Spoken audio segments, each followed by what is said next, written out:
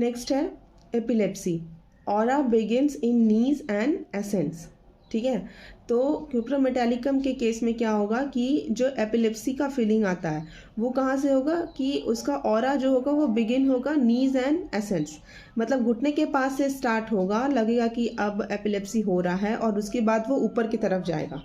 ठीक है, aggravation at night during sleep. ठीक है, अगर एपिलेप्सी में एग्रावेशन हो रहा है एट नाइट ड्यूरिंग स्लीप तो हम क्यूप्रम मेटालिकम भी दे सकते हैं और बूफो भी दे सकते हैं। बूफो यहाँ पर काफ़ी इंपॉर्टेंट मेडिसिन है। ठीक है, एपिलेप्सी और कब हो सकता है? About new moon, at regular intervals पे हो सकता है, मेंसेस भी जैसे रेगुलर इंटरवल पे आता है उस टाइप से, फ्रॉम अ फॉल और blown up upon the head, या फिर गिर गए हैं, चोट लग गया है हेड सर पर, उस केस में भी एपिलेप्सी आ सकता है, एंड फ्रॉम गेटिंग वेट। ठीक है, ये कितना रिस्की है कि अगर कोई इंसान क्यूप्रम मेटालिकम का इंसान अगर वेट हो जाता है तो उस केस में भी उसे एपिलेप्सी आ सकती है। ठीक है, अगर हम बात करें कि एपिलेप्सी का ऑरा बिगिंस इन हार्ट, ठीक है, कि अगर एपिलेप्सी आने वाला है और उसे उसका सेंसेशन या फीलिंग हमें हार्ट के अराउंड होता है तो वो किस मेडिसिन में होगा? Calcarea ars. ठीक है, कैलकेरिया आर्स में लिखा हुआ है एपिलेप्सी में aura begins in heart, epilepsies from valvular diseases of the heart. ठीक है,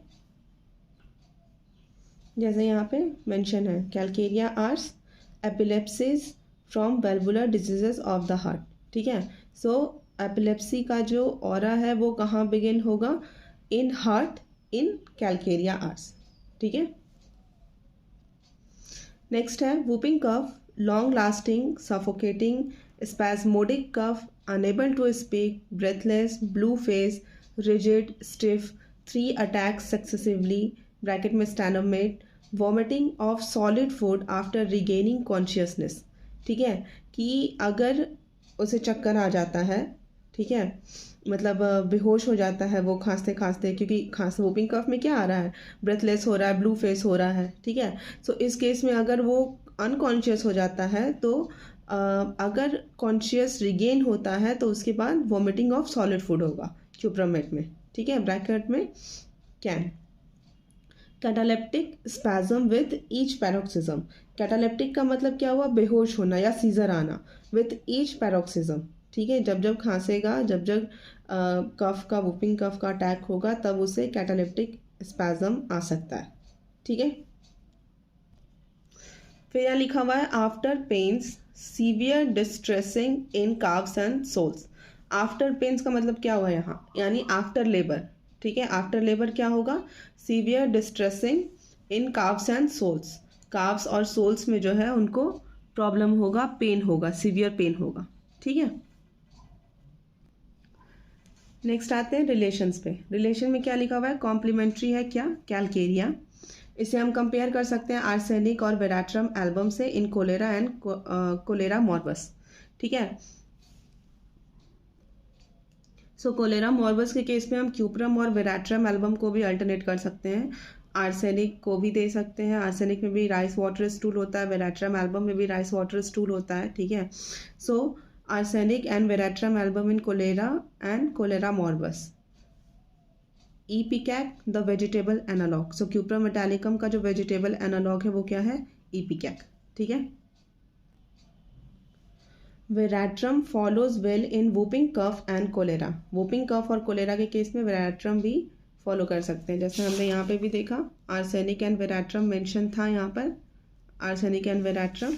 उसी तरह वूपिंग वूपिंग कफ के केस में और कोलेरा के केस में भी हम veratrum album follows well in whooping cough and cholera, यानी क्यूप्रम मेट देने के बाद अगर आराम नहीं हो तो उसे हम वेराट्रम एल्बम दे सकते हैं। ठीक है, apis and zinc in convulsions from suppressed exanthema. पहले भी हमने देखा कि अगर सप्रेशन हो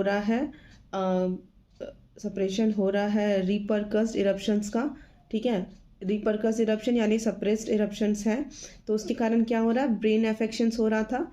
सो एपिस और जिंक जो होता है वो भी फॉलो करता है अच्छा क्यूप्रम मेट के केस में इन कन्वर्जन्स फ्रॉम सप्रेस्ड एक्जांथेमास। ठीक है। एग्रावेशन कहाँ है? कोल्ड एयर में, कोल्ड विंड में, at night and suppressed food sweat और एक्जिथेमा। ठीक है। लेकिन यहाँ पे याद रखने का चीज़ होगा कि हमने पढ़ा था कि कफ में एमेलियोरेशन होता है कोल्ड वाटर पीने से।